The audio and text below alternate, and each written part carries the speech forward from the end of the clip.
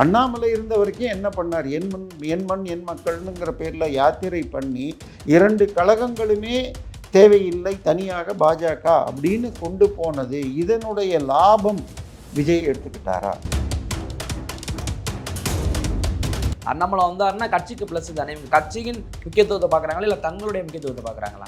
இல்லை, ரெண்டுமே இருக்குது. ரெண்டு பேருக்குமே 2 பக்கமும் இருக்குது. அண்ணாமலை தன்னை கட்சியை வளர்க்கறத விட தன்னையும் முன்னிலைப்படுத்துகிறார்னு அந்த பக்கம் குறை சொல்லுவாங்க. அவர் முன்னிலைப்படுத்தல ஒரு தவறும் இல்லையே. கட்சியின் தலைவர் இப்போ மோடியை முன்னிலைப்படுத்துறதுனால தான் மோடிகளை 2014 நான் சொல்றது RSS உடைய அஜெண்டா படி கட்சி தான் முக்கியம். தனிநபரை போற்றினாலும் கட்சியுடைய ஐடியாலஜியும் ஈக்குவலாக கொண்டு போகணும்பாங்க. மோடி என்றாலே ஒரு வெறுப்பு என்பதை மிக பெரிய அளவில் குறைச்சிட்டார். அதில் ஒரு மாற்றமே கிடையாது. ஜிஎஸ்டியில் தமிழ்நாட்டுக்கு லாபம் தான் அப்படிங்கிறது 29 பைசான்னு சொன்னதெல்லாம் எடுபடாமல் போச்சுன்னா அதன் பின்னால் அண்ணாமலை இரண்டுமே இருக்குது சார். ஓட்டாக அது கன்வெர்ட் ஆகிருக்கா அண்ணாமலையால்னா? நீங்கள் அந்த வெறும் ஒரு எலெக்ஷன் 21% மாத்திரம் பார்க்குறீங்க. பட் டோட்டல் டேட்டா வச்சு பார்த்தால் இந்த முறை வேறு ஒருவரை கொடுத்துட்டு 29 தேர்தலை ஒட்டி அண்ணாமலை பதவியேற்று 2 டேர்ம் வச்சு 31 வெற்றி பெற்றே ஆக வேண்டும். ஏன்னா இப்போதைக்கு 31 தான் பெரிய முக்கியம். பிரைம் மினிஸ்டர் ஆஃபீஸில் இணையமைச்சர், அவருக்கு கீழே ஹோம் வரும். ஹோம் வந்தால் சிபிஐ வந்துடும். நேற்றைய தினம் சிபிஐக்கு அந்த வழக்குக்குரிய பேப்பர் கொடுக்குற வேலையை ஆரம்பிச்சிட்டாங்க. திரு செந்தில் பாலாஜி வழக்கில் டிவிஏசி சென்னையின் சார்பாக திரு KN நேருவின் 1020 கோடி அந்த பார்ட்டி ஃபண்ட் வழக்கு போட்டாங்க. எஃப்ஐஆர் நேற்று போட்டாங்க. அப்படி IAS அதிகாரிகள் IPS அதிகாரிகள் யாரெல்லாம் இது ரெக்கமெண்ட் பண்ணாங்க. இது எல்லாம் வந்துச்சுன்னா இன்னும் எத்தனை விவகாரங்கள் பூதாகரம் எடுக்கும். இதையெல்லாம் எடுத்து ஒரு குழு பண்ணணும். அதை வாரமோ இல்லை 15 நாளைக்கு ஒரு தடவை அமைச்சராக அண்ணாமலை ரிலீஸ் பண்ணாலும் சரி, இல்லை இங்கே எல்முருகனை கூட மீண்டும் இங்கே கொண்டு வரலாம். அண்ணாமலை அங்கே பதவி ஏற்றால் அவர் கூட பதவி ஏற்கலாம். ஒரு பட்டியல் ஜாதிக்கு கொடுக்குற மாதிரி.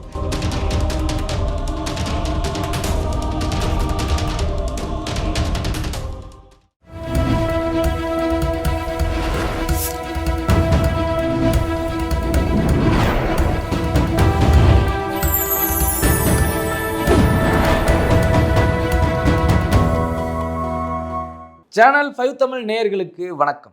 இந்த நேர்காணலில் நம்மோடு இணைந்திருப்பவர் அரசியல் விமர்சகர் திரு தேவப்பிரியா அவர்கள். வாருங்கள், அவரோடு பேசுவோம். சார் வணக்கம். சார் வணக்கம். சார், இப்போ 2026 தேர்தல் முடிந்தது. தமிழக வெற்றிகளாக ஆட்சி பொறுப்பேற்று விட்டது. அதிமுக ஒரு பக்கம், அதில் குளறுபடி 2 பிரிவுகளாக ஒரு பக்கம். ஒரு பிரதான எதிர்கட்சியாக திமுக வந்துருச்சு. நாம் தமிழர் கட்சியும் அவங்க வழக்கமான போராட்டங்கள் மக்களுக்காக குரல் கொடுப்பது ஒரு பக்கம். இந்த பாஜக அப்படின்றது ரொம்ப சைலண்ட் ஆயிடுச்சு. எந்த ஒரு மூவ்மெண்ட்டுமே இல்லாமல் இருக்குது. அண்ணாமலை வர அமெரிக்கா போயிட்டார். அடுத்து என்ன நடக்க போகுது பாஜகவில்? அண்ணாமலை மீண்டும் வருவதற்கு வாய்ப்பு இருக்கா? பாஜகவின் தமிழக பாஜக முக்கிய பொறுப்புகளில் வருவதற்கு? இல்லை, பாஜக எப்பயுமே எப்படி ஒர்க் பண்ணணும்னு சொன்னால், ஒரு பக்கம் ஆட்சி அவங்களுக்கு கொடுத்துருக்கிற மக்கள் கொடுத்துருக்கிற அதை சரியாக என்னென்ன பண்ணணுமோ பண்ணியானோம். இன்றைக்கி இன்டர்நேஷ்னல் லெவலில் இருக்கிற சிக்கல்கள், பெட்ரோலே கிடைக்காம இருக்கிற நிலைகள், இதையெல்லாம் அது ஒரு பக்கம் போயிட்டுருக்கு. அதை பண்ணிகிட்ருக்காங்க. திரு மோடி அவர்கள் தனக்கு வச்சுக்கிற 20 கார் பின்தொடர்றதையெல்லாம் நிறுத்தி 2 கார் வரணும்னு குறைச்சிக்கிட்டு மாற்றிக்கிட்டு இருக்கார். அதனுடைய செயல்பாடு எல்லா இடத்துலையும் வருது. திரு ஈவன் விஜய் அவர்கள் நேற்றுலேருந்து குறைச்சிக்கிட்டதாக செய்தி வரும். அடுத்ததாக பாஜகவுடைய ஸ்பெஷாலிட்டி என்னென்னா, ஒரு தேர்தல் முடிஞ்சால் அடுத்த தேர்தல் எங்கே, அதுக்கு எப்படி ப்ரிப்பேர் பண்ணணும். ஸோ பாஜகவை பொறுத்தவரை அடுத்து இமீடியட்டாக இருக்கிறது பஞ்சாப் மற்றும் உத்தரப்பிரதேச தேர்தல்கள். ஸோ உத்தரப்பிரதேசத்திற்கு திரு யோகி தான் அடுத்த முதல்வர் வேட்பாளர்னு திரு Nitin Naveen அறிவிச்சிட்டாரு.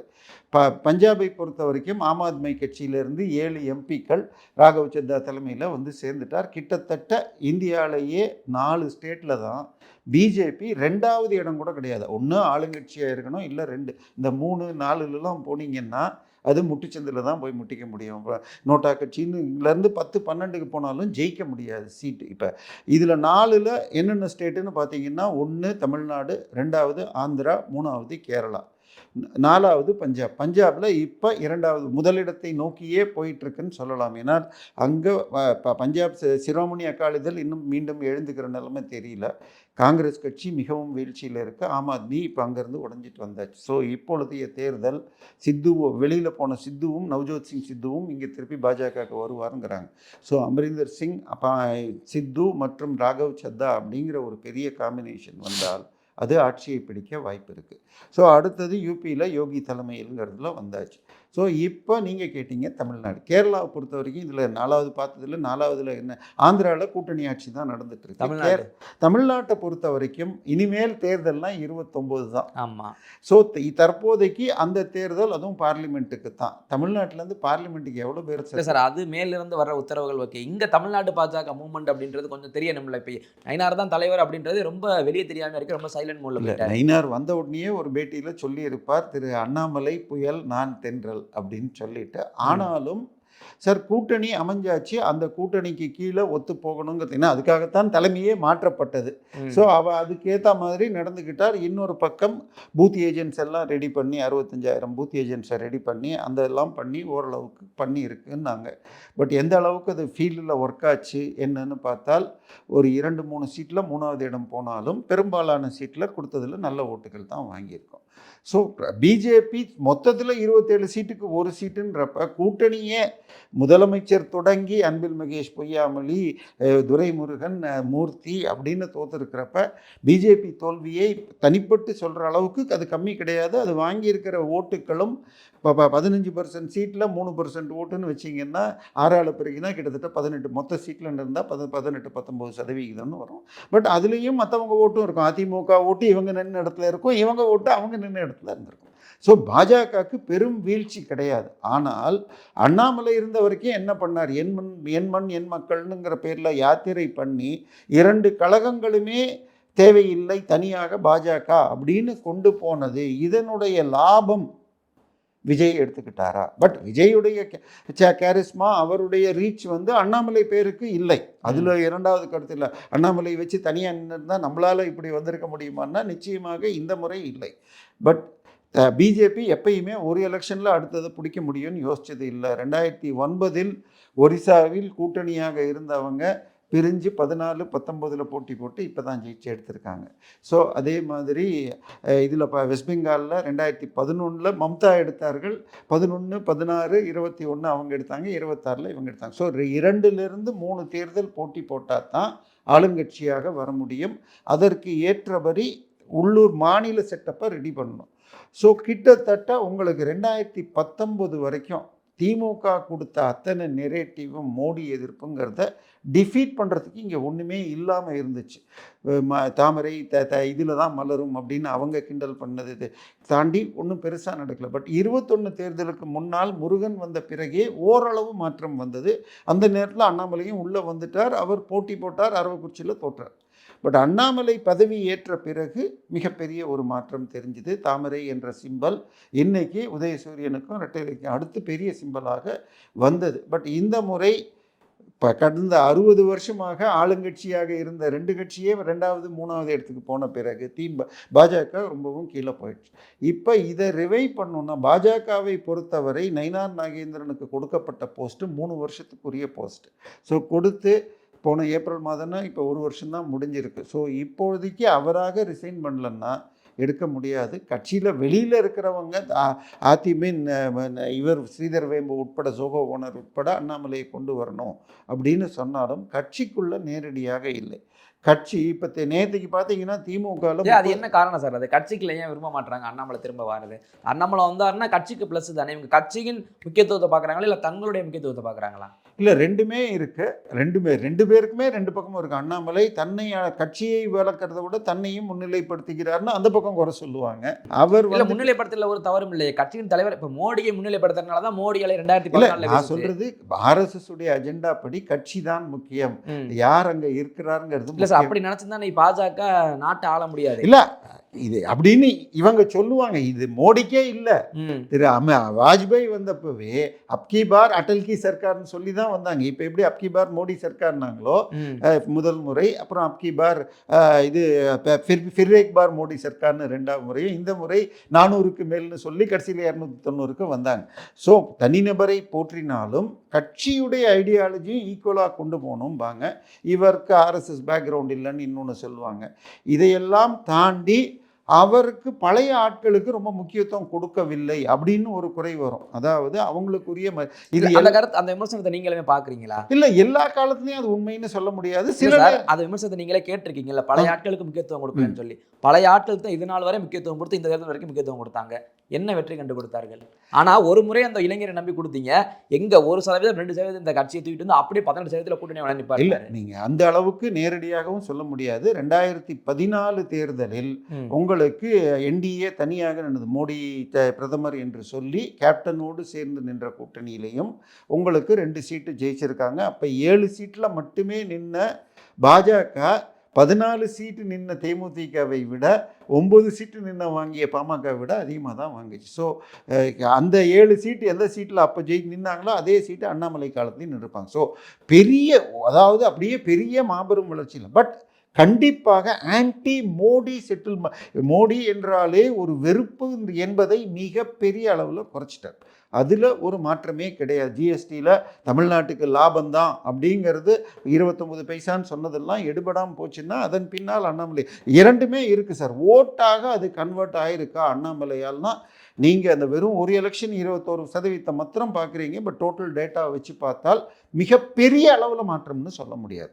So ஃபீல்டுலையும் booth management எல்லாமே பண்ணணும். பட் பூத் மேனேஜ்மெண்ட் எதுவுமே இல்லாமல் விஜய் என்ற ஒரு முகத்துக்கு பிடிஆரும் சுந்தர்சி அவ்வளவு பிரபலங்களை யாரோ ஒரு மதுரகாரன் கூட இல்லாத ஒரு சார். விஜய்ன்றவர் வேற, அவர் சினிமா துறையில் நடிச்சு முகம் எல்லாருக்கும் தெரியப்பட்டு வந்த ஒரு நபர், அவர் எல்லாருக்கும் தெரியும். ஆனா இந்த கட்சியை நீங்களே கிண்டல் பண்ணி பார்த்துருக்கீங்க. நோட்டாவுக்கு கீழே இருக்கக்கூடிய கட்சியாக தான் கிண்டல் பண்ணாங்க.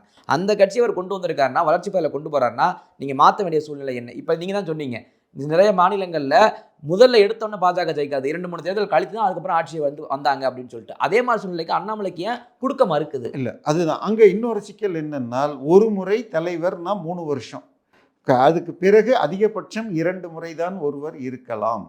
இது ரூல். ஏற்கனவே ஒரு முறை இருந்துட்டார்.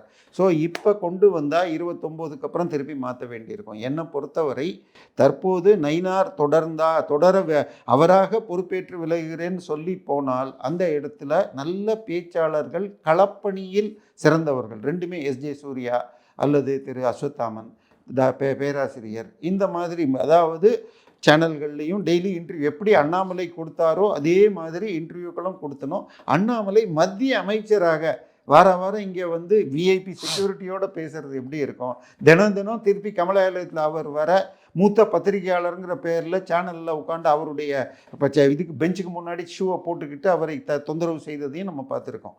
ஸோ அதனால என்னை பொறுத்த வரைக்கும் இந்த முறை வேறு ஒருவரை கொடுத்துட்டு 29 தேர்தலை ஒட்டி அண்ணாமலை பதவியேற்று 2 டேர்ம் வச்சு 31 வெற்றி பெற்றே ஆக வேண்டும். ஏன்னா இப்போதைக்கு 31 தான் பெரிய முக்கியம்.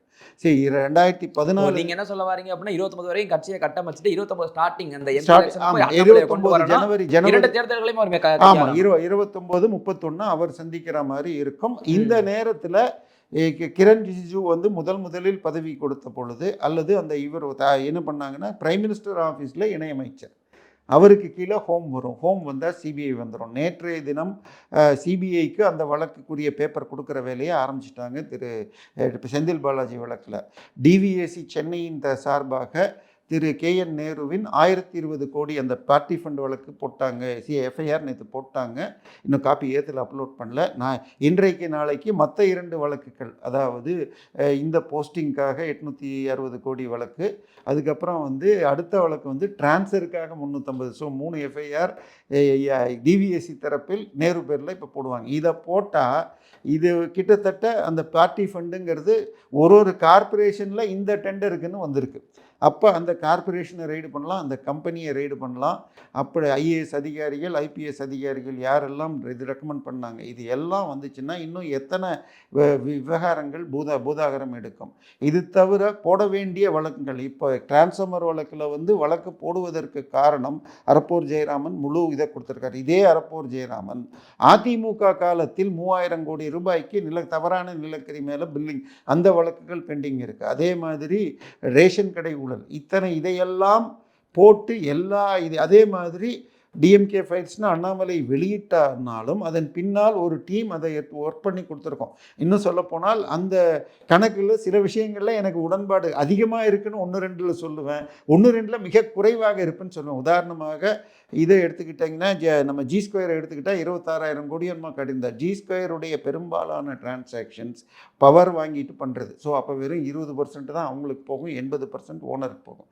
அதே இவரை நம்ம டிவிஹெச் நேருவை எடுத்துக்கிட்டிங்கன்னா நேருக்கு 2,600 கோடின்னு காட்டிட்டு அதில் 2,000 கோடி மணச்சநல்லூர் எம்எல்ஏவாக ஜெயிச்சுள்ள கிட்னி முறைகேடுன்னு சொல்லுமா திருட்டு சொல்லணுமா? ஸோ அந்த குரூப்புடைய 2,000 கோடி அசட்டை தான் மோடி பேரில் இவர் கேஎன் நேரு பேரில் அண்ணாமலை காட்டின ஃபைல்ஸில் இருந்து. ஆனால் டிவிஹெச் குழுமம் அவங்களுடைய வெப்சைட்டில் போய் பாருங்கள், டிவிஹெச் லும்பினின்னு சொல்லிட்டு இதில் நம்ம அபிராமி தியேட்டர் பக்கத்து சந்தில் அங்கே இருக்கிறது மாத்திரம் இன்றைய மதிப்பு 6,000 கோடி. அதில் இன்னும் அவர்கள் விற்காமல் வைத்திருக்கிறதே கிட்டத்தட்ட ஒரு 10% பிளாட் இருக்குது. அதனுடைய சொத்து 2G யூனிடெக்கு அவங்க இப்போ இதுவாக கொடுத்த செக்யூரிட்டியாக கொடுத்ததை நான் பார்த்துருக்கேன். பேப்பரில் அது ஏலத்துக்கு வந்திருக்கு. அதே போல் இதில் இன்னும் இது 33 மாடி படூரில் நம்ம விஜய் வித்யாசிரம் பக்கத்தில் படூரில் 33 மாடிக்கு பண்ணியிருக்காங்க. இதில் நம்ம தமிழ்நாட்டின் அம்பானியான சன் டிவியுடைய அலுவலகம் பக்கத்தில் அவங்க இன்னொன்றுங்க. இது மாதிரி சென்னையில் மட்டுமே என்னால் இன்றைய மதிப்பில் 50,000 கோடிக்கு டிவிஹெச் ப்ரமோட் பண்ணுது. பட் அன்றைக்கி கம்மியாக இருக்கலாம். அது தவிர ஆன்கோயிங் ப்ராஜெக்ட்ஸு அவங்க வச்சுருக்கிற லேண்ட்ஸு திருச்சியில் பஞ்சப்பூர் பஸ் ஸ்டாண்டை சுற்றி ஒரு 500 ஏக்கர் வச்சுருக்காங்க. அவினாசி ரோட்லேயும் இதுலேயும் கோயம்புத்தூரில் அதே மாதிரி சொத்துக்கள் இருக்குது. ஸோ இவர் டிவிஹெச்சில் எவ்வளோ போடலாம், இதையெல்லாம் எடுத்து ஒரு குழு பண்ணணும். அதை வாரமோ இல்லை 15 நாளைக்கு ஒரு தடவை அமைச்சராக அண்ணாமலை ரிலீஸ் பண்ணாலும் சரி, இல்லை இங்கே எல்முருகனை கூட மீண்டும் இங்கே கொண்டு வரலாம். அண்ணாமலை அங்கே பதவி ஏற்றால் அவர் கூட பதவி ஏற்கலாம், ஒரு பட்டியல் ஜாதிக்கு மீண்டும் கொடுக்குற மாதிரி. பட் நல்ல பேச்சாளர்கள் நல்லா ஒர்க் பண்ணும். ஏன்னா நீங்கள் சொன்ன மாதிரியே 21 தேர்தலில் வேட்பாளர்களாக நிறுத்தப்பட்டவர்கள் பெரும்பாலும் டிவி அஸ்வத்தாமன் போன்றவர்கள்லாம் மா வெங்கடேஷ் அவரும் நல்ல பேச்சாளர், எழுத்தாளர். ஸோ இப்படி பலர் இருக்காங்க. வெறும் அண்ணாமலை இது ரொம்ப ஹார்ட் ஒர்க் சார். ஒரு தலைவர் என்று சொன்னால் 24/7 குடும்பத்தை பார்க்காம கிட்டத்தட்ட என் குழந்தைகளை பார்த்து 3 மாதம் ஆயிடுச்சு அப்படின்னார் ஒரு பேட்டியை பொழுது அண்ணாமலை. 2 மாதம் நடுவில் ஓய்வு எடுத்த பொழுது. அதனால அவரை போட்டு திருப்பியும் அந்த டாய்லிங் கொடுக்காம அவருக்கு ஒரு அமைச்சர் கொஞ்சம் அந்த குஷனை கொடுத்துட்டு 2029 ஆரம்ப வாக்கில் கொடுத்து 31 தேர்தல் வரை அவரை கொண்டு போனால் என்ன முதலமைச்சராக கொண்டு போய் முடிஞ்சால் அது சரியாக இருக்கும். சரியாக இருக்கும். Okay sir. அது ஒரு பக்கம் இருக்க அவர் கருத்து வச்சிருந்த சனாதனம் குறித்து தாவேக்காவில் அந்த எம்எல்ஏ பேசினது, உதயநிதி பேசினதெல்லாம் குறிப்பிட்டு ஒரு கருத்தை பேசியிருந்தார். அதை எப்படி பார்க்குறீங்க? இல்லை, அதாவது இது உங்களுக்கு எப்போ தாவேக்கா காங்கிரஸ் ஆதரவை எடுத்துக்கொண்டதோ, நம்ம பத்திரிகையெல்லாம் என்ன ஓட்டுது, காங்கிரஸை எடுத்துக்கிட்டுச்சு பிஜேபிக்கு கோவம் அப்படின்னு. இல்லை, பிஜேபிக்கு அது கொடுக்கப்பட்ட கேக். ஏன்னா இண்டி கூட்டணி உடைந்து விட்டது. அந்த இடத்தில் தாவேக்கா வருதுன்னா இந்தியா ஃபுல்லாக இண்டி கூட்டணியில் சிக்கல் வருகிறது. அதுக்கு அடுத்தது திமுகலேருந்து எப்படி வெளியில் வர்றதுன்னு சொல்லிட்டு மற்ற கட்சிகளும் சிக்கலில் இருக்குது. அதாவது இண்டி கூட்டணின்னு ஒரு அமைப்பை 24 தேர்தலுக்கு முன்னால் 23 செப்டம்பரில் முதல் கூட்டம் இந்தூரில் கூட்டுறதுக்கு 4 நாள் முன்னாடி தான் சனாதன ஒழிப்பு மாநாட்டில் பேசினார். உடனே கமல்நாத் அந்த மீட்டிங்கையே கேன்சல் பண்ணிவிட்டு இங்கே யாரும் வரக்கூடாதுன்னார். ஆனால் பிஜேபி அதை எடுத்துக்கொண்டு சென்றதில் மிகப்பெரிய தோல்வியை மத்திய பிரதேசில் அடைஞ்சது. அதோடு சேர்ந்த சத்தீஸ்கரையும் வின் பண்ணிச்சு. சத்தீஸ்கர் வெற்றியின் பின்னால் இருந்தது அதனுடைய பொறுப்பாளராக நிதின் நபீன். ஸோ அவருக்கு அதன் பின்னால் தான் இந்த பொறுப்பை கொடுத்து அதன் பின்னால் மேற்கு வங்காள பொறுப்பில் பெரிய வெற்றி. ஸோ இப்போ மீண்டும் அந்த வழக்கின் போது அவர் போய் பெங்களூரில் போய் கோர்ட்டில் நிற்கிறாரு. கோர்ட்டில் உட்கார்றதுக்கு தன்னுடைய ஜட்ஜி ரூமில் போய் உட்கார்ந்தார். இன்னொரு ஜட்ஜி நீ யூ ஆர் அன் அக்யூஸ்ட், போய் அக்யூஸ்டு பெஞ்சில் உட்காருன்னு அனுப்பிச்சோன்னா வெளியில் போய் நின்றுக்கிட்டார். அதுக்கப்புறம் 1 லட்ச ரூபா ஜாமீன் கட்டி கர்நாடகாவில் வந்துட்டார். கர்நாடகாவில் இருக்கிறது நம்ம இண்டி கூட்டணி சித்தராமையா ஆட்சியிலேயே எப்படின்னா மத்திய பிரதேசம் உத்தரப்பிரதேசத்துலலாம் வழக்கு இருக்குதுன்னு சுப்ரீம் கோர்ட்டில் போய் எல்லாத்தையும் கிளப் பண்ணி ஒரு இடம்னாங்க. அதெல்லாம் முடியாது, நீ அங்கங்கே சந்திச்சுக்கோ, நீ நேரில் போக வேண்டாம், அமைச்சராக இருக்கிறாய் என்பதால்னு ஒரு கன்செஷன் கொடுத்தாங்க. இப்போ அமைச்சரும் இல்லை என்றால் அதுக்கு அவர் போக வேண்டிய சூழ்நிலை. இப்படி இருக்கிறப்ப மீண்டும் இந்த சட்டசபையில் அதுவும் என்ன நம்ம 2 பேரும் லயோலாவில் படித்தோம், நான் சீனியரு அப்படி இப்படின்லாம் பேசிட்டு கடைசியாக இந்த வரியை போட்டார். ஒன்று சின்ன சேஃப்டியாக மனிதர்களை பிரித்து பார்க்கும் சனாதனம்னு ஒரு வார்த்தையை போட்டார். ஸோ இது இவர் சொன்னது அது நம்மட்டு இவர் விஜய் பார்த்துட்டு ஒரு நம்மட்டு சிரிச்சிட்டார். மச்சி நீ மாட்டிட்டடா மச்சி. ஏன்னா இதைத்தான் நான் எதிர்பார்த்தேன். ஏன்னா ராகுல் காந்தி இண்டி கூட்டணியிலேருந்து திமுகவை நீக்கணும்னு சொன்னால் மற்ற கட்சிகள்லாம் ஏன்னு கேட்டால் இதனால தான் எல்லாம் தோத்தது அப்படின்னு. இதே பீகார் தேர்தல் எடுத்துக்கங்க. பீகார் தேர்தலில் மோடி பேசும் பொழுது இண்டி கூட்டணியைச் சேர்ந்த சித்தராமையா இப்படி பேசினார் பீகார் மக்களை, திரு ரேவந்த் ரெட்டி இப்படி பேசினார், டிஎன்ஏவிலேயே அவர்களை திருத்த முடியாது அப்படின்னு சிவசேனா கட்சியை பேசினார். தமிழ்நாட்டில் பல திமுக காரர்களும் பானிபூரி வாரியர்கள், கோமுத்ரா ஸ்டேட்ஸு இப்படிலாம் பேசியிருக்காங்கன்னு உடனே மற்ற எல்லாரும் சும்மா இருந்தாங்க. ஸ்டாலின் சும்மா இருக்காமல் மோடியை வம்புக்கு இழுத்து ஒரு வீடியோ போட்டார். உடனே திமுக காரன் பேசின அத்தனை வீடியோவையும் ஹிந்தி சப்டைட்டில் போட அங்கே தேஜஸ்வி யாதவ் வெற்றி பெறுவார் என்றெல்லாம் சொல்லப்பட்ட நிலை போய் இன்றைக்கி 10% சீட்டு கூட வாங்காமல் பிரதான எதிர்க்கட்சி இல்லாமல் போயிட்டாங்க. ஸோ அதுக்கு காங்கிரஸ் பாதி காரணமாக இருந்தாலும் இந்த பிரச்சாரம் மிகப்பெரிய அளவில் இதுபட்டு. ஸோ திமுகவை இண்டி கூட்டணியில் வச்சிருந்தா இனிமேல் இப்போ ஏற்கனவே இண்டி கூட்டணியில் ஆளுங்கட்சியாக இருந்த மம்தா அவுட்டு, வெற்றி வாய்ப்பு இருந்ததாக கருதப்பட்ட தேஜஸ்வி அவுட்டு. இப்போ 29 பிப்ரவரி மாதம் யூபி தேர்தல் வரும். ஸோ அப்போ இவர் அகிலேஷ் யாதவ் நேற்று வரை இவருக்கு சப்போர்ட்டாக தான் குரல் கொடுத்துருக்காரு ஸ்டாலினுக்கு. ஸோ இது ஒதுக்க. ஆனால் இது நடந்த நேரத்தில் அடுத்த நாள் ஒரு ப்ரெஸ் மீட்டில் மதுரை எம்எல்ஏட்ட கேட்குறாங்க, தாவேகா எம்எல்ஏ கிட்ட, எங்கள் கொள்கையும் சனாதனம் தான், எங்களுக்கும் கொள்கை தலைவர் இது. உடனே ஆதவ் அர்ஜுன் அதுக்கு அதே நேரத்தில் ஆதவ் அர்ஜுன் சனாதனம்னு வடநாட்டில் அது இந்து மதம், இங்கே அது பிரிவினை பிரிக்கிறதுக்கு பேர் சனாதனம் கிடையாது, பிரிக்கிறதுக்கு பேர் திராவிட பண்ணையாரியம். திரு காமராஜர் அவர்கள் 1952 விருதுநகரில் எம்எல்ஏவாக அறிவிக்கப்பட்ட பொழுது திரு ஈவே ராமசாமியார் அவர்கள் கோயம்புத்தூரை சேர்ந்த திரு ஜிடி நாயுடு, ஏன்னா விருதுநகரில் தெலுங்கு நாயுடுக்கள் அதிகம்னு சொல்லிட்டு அவரை கொண்டு வந்து எதிர்த்து வேட்பாளராக போட்டார். ஆனால் காமராஜர் வெற்றி பெற்றார். திருப்பி 67 காமராஜரை தோற்கடித்த பொழுது அந்த தேர்தலில் எல்லா சீட்டுக்கும் வேட்பாளர்கள் கொடுத்துட்டாங்க, ஆற்காடுக்கு நாயுடுக்கள் அதிகம்னு எனக்கு கொடுத்தாருன்னு ஆற்காடு வீராசாமி வீடியோ உங்களுக்கு வேணுனாலுமே நானும் தரேன், நெட்டில் இருக்குது.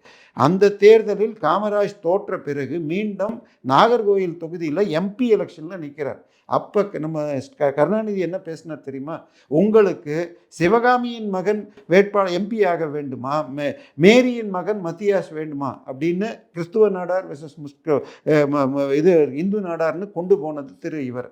அதுக்கு பிறகு பொது சீட்டில் உங்களுக்கு சீட்டு கேட்கலாமா என்று கேட்டது யார்? கருணாநிதி கேட்டார் என்று வன்னியரசு கொடுத்துருப்பாங்க. ஏன் சார் இன்றைக்கும் ராசா எங்கே சார் எம்பியாக இருக்கார்? நீலகிரி இந்த தொகுதி. ஏன் சார் பொது தொகுதியில் உங்களுக்கு அவரை நிற்க வச்சா அவருடைய சொந்த ஊர் பெரம்பலூரில் ஏன் சார் நீங்கள் அதாவது கருணாநிதி முன்னாடி இதில் திருவாரூர் இப்போ ரிசர்வ் தொகுதியாக இருந்ததுனால நிற்க வைக்க முடியலன்னு சொல்லி 2011 போனப்போ அது தனி தொகுதியிலேருந்து மாறிடுச்சுன்னு அதனால தான் போனார். ஆனால் நீங்கள் ஏன் சார் நிற்க இது பண்ணல? ஸோ இது தொடர்கிறது.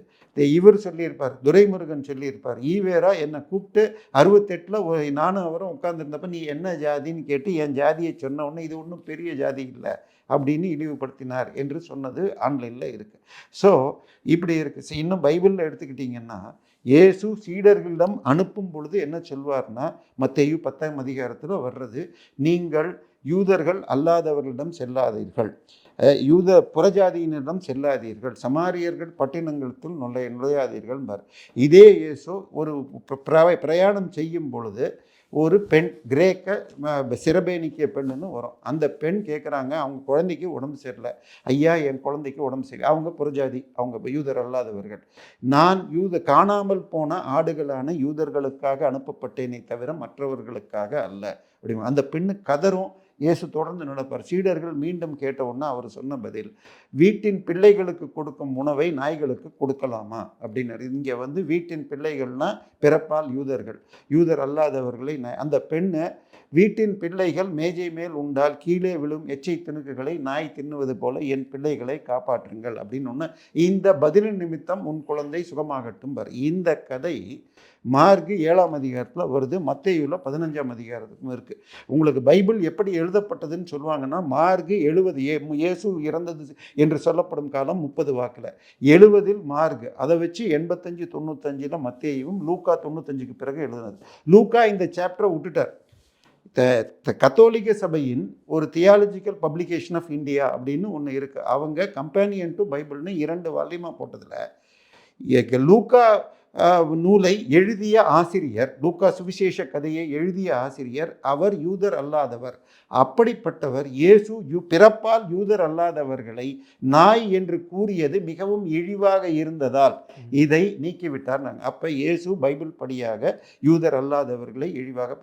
சார், இது காலம் மாற மாற நம்முடைய எதிரிகள் நம்மிலும் மேல் ஜாதியான பார்ப்பனர்கள், நம்மில் கீழானவர்கள், கிறிஸ்தவர்கள், முஸ்லீம்னு ஈவே ராமசாமியார் எழுதியிருக்காரா இல்லையா? ஸோ தயவு செய்து சனாதனம் என்றால் ஹிந்து மதம் என்பது +2 பாடத்தில் இருக்குன்னு சொல்லி பாடப்புக்கத்துடைய உங்களுக்கே வேணாலும் அந்த ஸ்க்ரீன்ஷாட் நான் அனுப்புகிறேன். இன்னும் சொல்லப்போனால் உதயநிதி பேசினா அதே மீட்டிங்கில் அவருக்கு அடுத்து பேசிய வீரமணியும் பேசியிருக்கார். திட்டமிட்டு மதமாற்றம் அல்லது பெண்ணடிமைனா யார் சார்? பெண்ணடிமை ஈவேரா தன்னுடைய மனைவிக்கு செருப்பு போடாமல் அவரு செருப்பு போட முதல் மனைவியோடு நடந்திருப்பார். ஸோ கடைசி வரைக்கும் மணியம்மாளுக்கு மறு கல்யாணமோ தன் தங்கைக்கும் கல்யாணமோ அவங்க யாரும் செய்யலை. ஸோ வேண்டுமென்றே பிற்போக்கான திராவிடத்தனத்தெல்லாம் சனாதனம் என்று சொல்வது அந்நிய மதங்கள் இதை செய்வதற்கு திராவிடம் செய்யும் துணை. அதனால அண்ணாமலை மிக அழகாக எடுத்துட்டு இருக்கார். தாவேகா என்பது இன்னொரு திமுகவாக. ஏன்னா நேற்றுக்கு பார்த்தீங்கன்னா மதுரையில் ரேஷன் கடையிலெல்லாம் போய் எங்களுக்கு இனிமேல் மாமூல் கொடுக்கணும், திமுக கொடுக்கக்கூடாதுன்னு மிரட்டிட்டு வந்தாங்கன்னு இன்றைக்கி பேப்பரில் இருக்குது. எலெக்ஷன் ஜெயிச்ச 4ஆம் தேதி அன்றைக்கி ரிசல்ட் 5ஆம் தேதி போய் குமாரபாளையத்தில் இருக்கிற அத்தனை டாஸ்மாக் கடையில் இனிமேல் பார் எங்களுக்கு வரணும்னு இருந்த பார் கரூர் கம்பெனியை விரட்டினாங்கன்னு வந்துருச்சு. அது தவிர இன்னும் பல ஊழல்கள் நீங்களே படிச்சிருப்பீங்க. ஸோ அண்ணாமலை ஒரு நல்ல மத்திய பாஜக ஒரு டீமை போட்டு நல்ல பேச்சாளர்களை ஒரு பக்கமும், அதே மாதிரி டிஎம்கே ஏடிஎம்கே ஃபைட்ஸ்னு இந்த கழகங்களில் நடந்த ஊழல்களையும் போட்டு, அதே போல் எஃப்ஐஆர் போட்ட உடனே இடியை உள்ளே கொண்டு வந்து இதை வழக்கை முடிக்கணும். அது பண்ணினார்கள் என்றால் 2029 ஒரு 4 MP, 31 எதிர்க்கட்சியாக வர வாய்ப்புண்டு. ஓகே சார், உங்களுடைய நேரத்தை ஒதுக்கி பல்வேறு கருத்துக்களை பகிர்ந்தமைக்கு நன்றி சார். தொடர்ந்து பேசுவோம்.